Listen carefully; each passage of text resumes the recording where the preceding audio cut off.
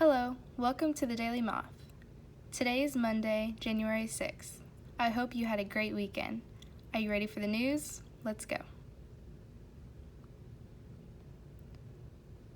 There are many updates related to the situation in the Middle East, where President Trump ordered airstrikes to kill the Iranian official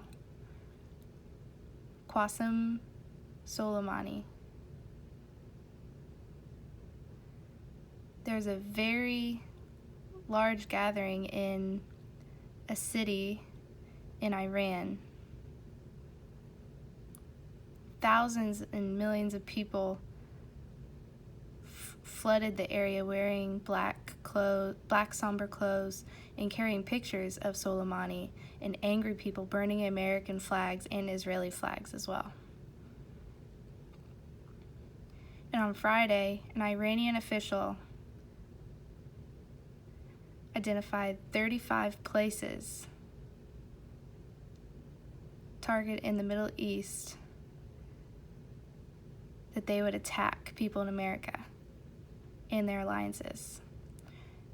And Trump responded on Saturday that he would attack 52 places in Iran very harshly if they attacked us.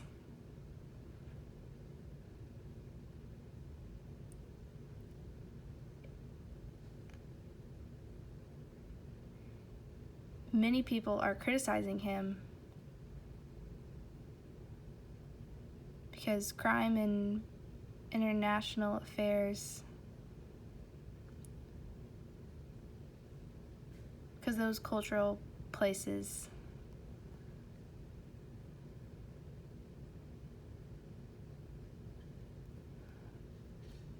a resolution. More than 5,000 U.S. troops from their country.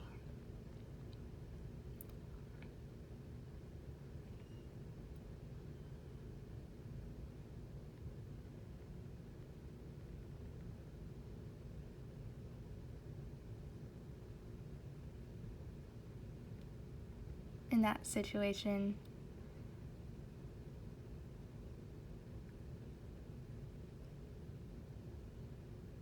they want the U.S. out. And President Trump, he responded,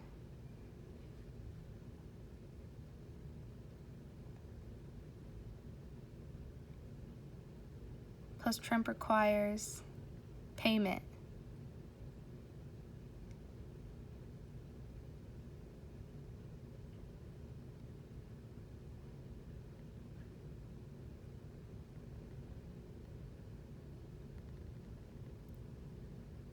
ordered that U.S. troops will reposition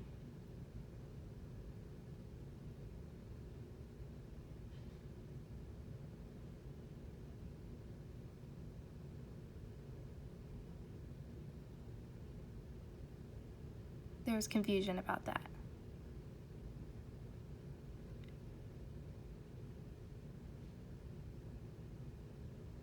Limited production of nuclear.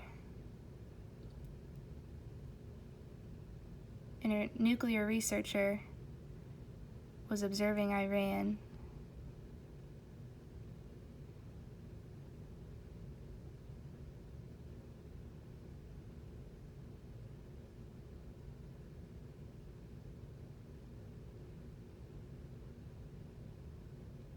we must stop and focus on security.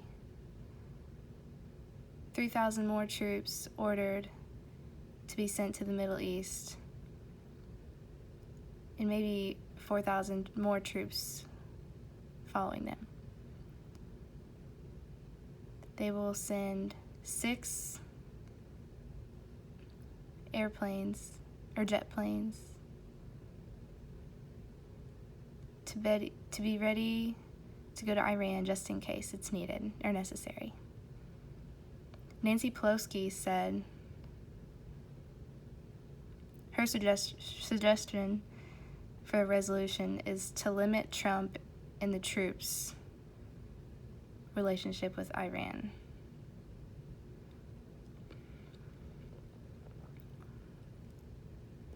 There's 3 top stories.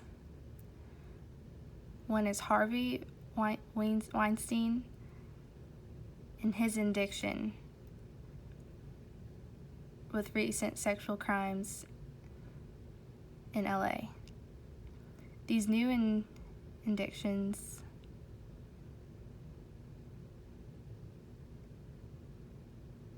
related to rape,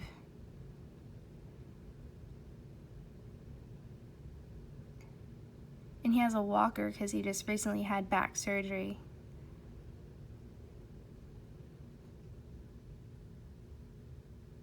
He was a top movie producer and was indicted for sexual crimes, and that initiated the Me Too movement, and now he's facing up to so many years of life in jail, up to life in jail.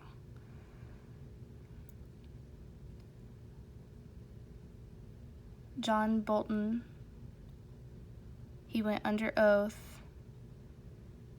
at President Trump's impeachment hearing.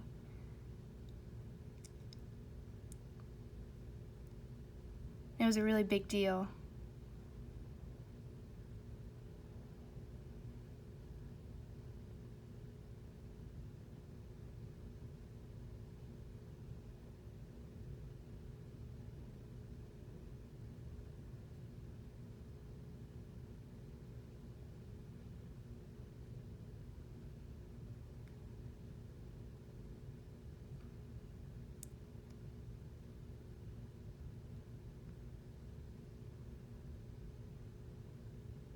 Means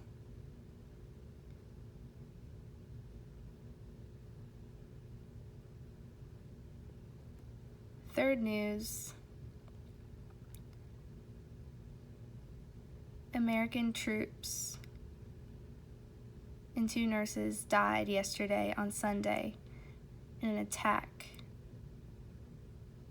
in Kenya. They blame a group called an organization affiliated with Shabab attack with machine guns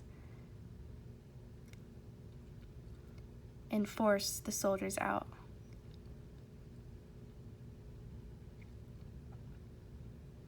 They haven't yet identified the names.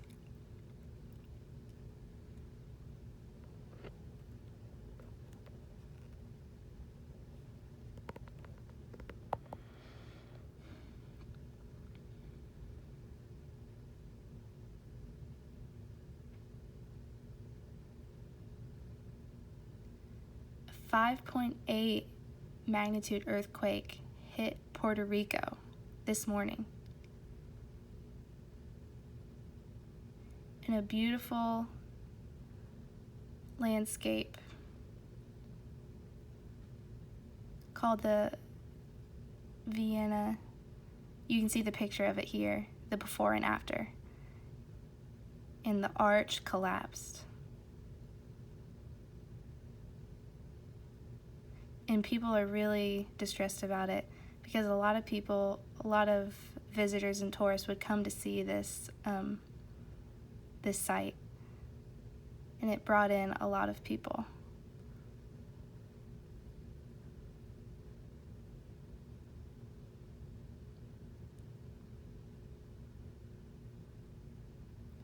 And on December 27th,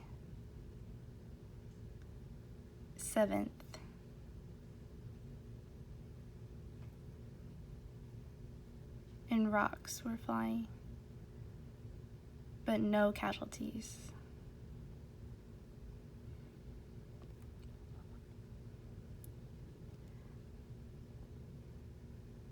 The bushfires in Australia are continuing. 24 people have died.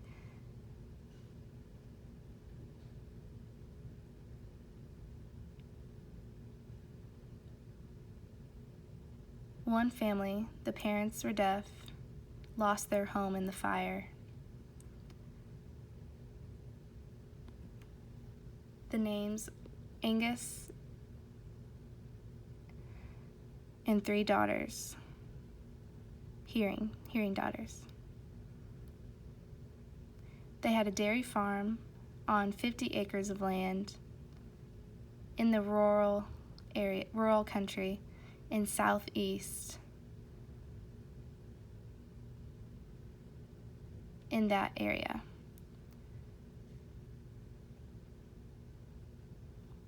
Which was just devastated by the fires. They can communicate with hearing people.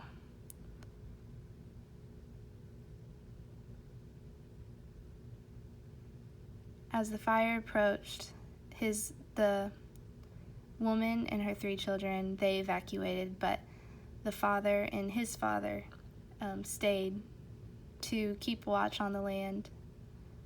They had 2 fire hoses that they used to fight the fire, 2 water hoses.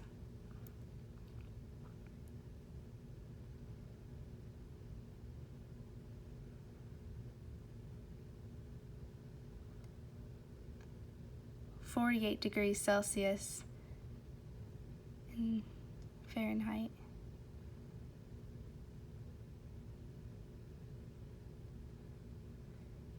At the bottom of the hill that there was the fire.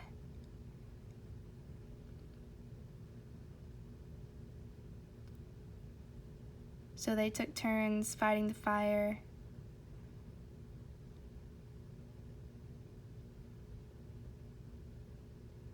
And they thought they had control of the fire, but the winds came and just completely misdirected the water. So they moved behind the fire and started fighting it from that direction, but the smoke was too thick and it burned their eyes, and so they had masks on to protect their lungs. They thought their home was safe, but then the winds came again and just creating chaos and blowing all different directions, and the fire started, and wind created cyclones. It was so hot.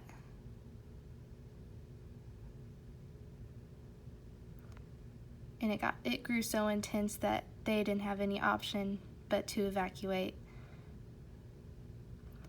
He couldn't stay and watch his dream home be burned.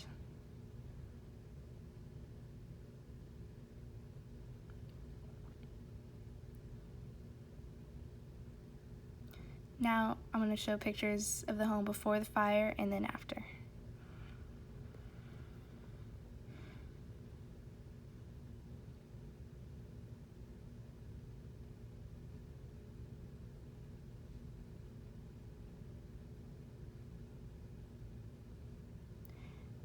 Angus said he felt like he had failed.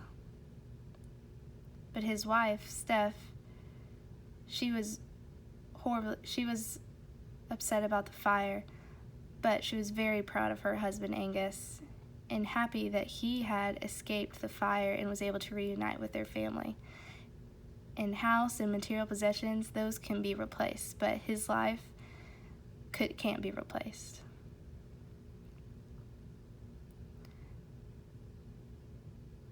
So I asked him if he would be staying and rebuilding the house and the land, and he said yes, that he's not afraid of the fire, and if it happens again,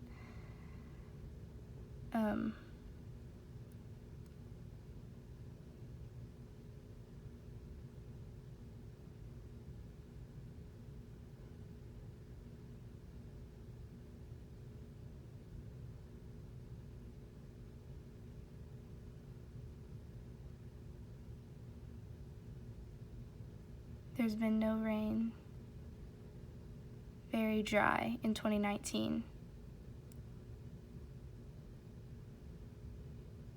And that makes the perfect conditions for a fire.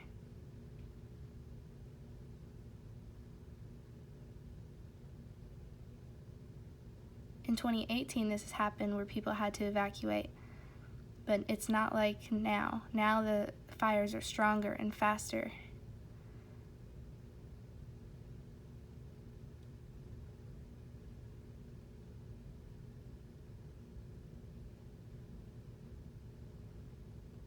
I'll describe this picture of the bushfires. So the fires produce smoke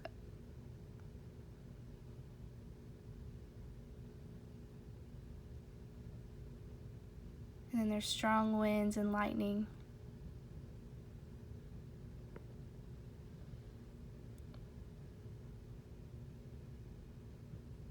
The family has a lot of support from family and friends, and they plan to rebuild, and many with different skills and abilities will come and help them in that project.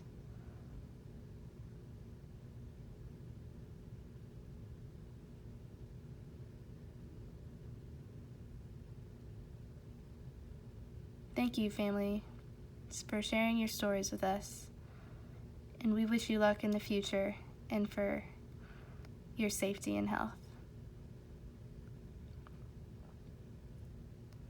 And other people that have been impacted by these fires, please share your stories with us.